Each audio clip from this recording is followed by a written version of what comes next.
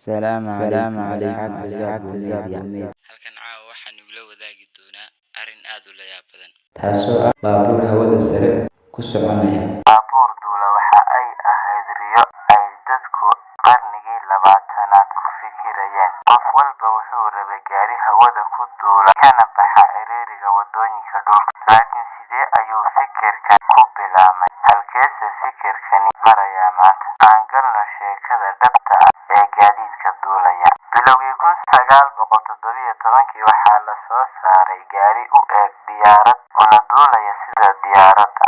waxay ahayd tijaabadii ugu horeysay, balse si dhab ah uma aysan guuleysan. culays iyo farsamo yari darteed si dhab ah uma duuli karin. tani waxay ahayd tallaabadii ugu horeysay ee riyada baabuurta duulaysa. dabayaaqadii dagaalkii labaad 1940 ilaa 1950, injineerada Maraykanka waxay soo saareen baabuur awood u leh inay hawada ku duulaan. qaar duulimaad kooban way sameeyeen, laakiin waxaa jiray dhibaatooyin amni xumo, qiimo aad u sarreeya iyo sharci la'aan, taasoo ka dhigtay in fikradda si tartiib ah ay hoos ugu dhacdo.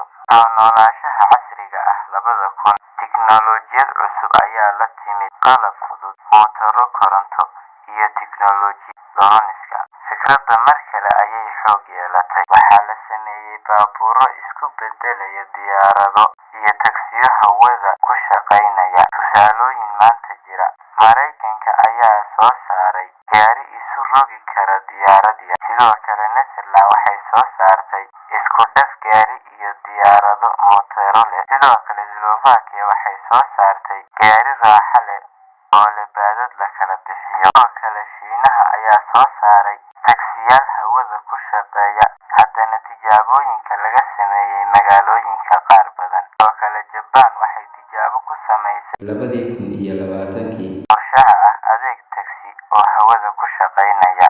faa'iidooyinka ay leedahay baabuurta duulaysa: ka baxsiga ciriiriga gaadiidka kale ee dhulka ku socda.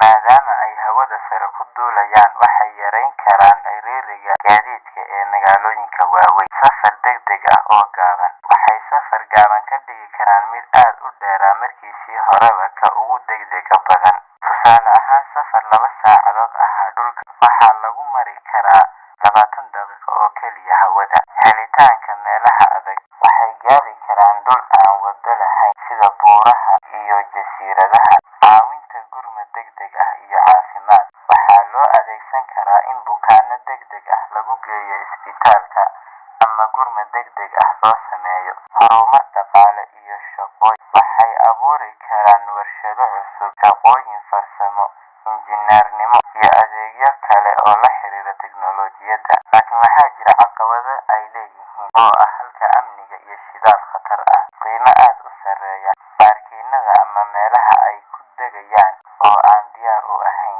sharciyo iyo shuruuc weli la dhigin. saamaynta ay deegaanka ku leeyihiinna waxaa ka mid ah qiiqa iyo buuqa. baabuur duulaya maanta waa waaqici oo keliya, laakiin aan weli gaarin qof walba. waxaa laga yaabaa inay noqdaan adeeg tagsi hawada ku duula ka hor inta aysan noqon gaari guri walba yaala. mustaqbalka dhow waxaa arki doonaa in magaalooyinka waaweyn lagu arko gaadiid duulaya oo rakaab qaada. baabuurta duulaysa waxay ahaayeen riyo qarni ka badan, maanta waxay u muuqdaan xaqiiqo. laakiin ma dhici doontaa in qof walba yeelan doono gaari duulaya, mise waxay ahaan doonaan oo keliya adeegyo qaar ah oo dadka maalqabeenka ah iyo shirkadaha isticmaalaan? waqtiga ayaa inoo sheegi doona. daawada adiga fikirkaaga kommentiga nagula wadaag.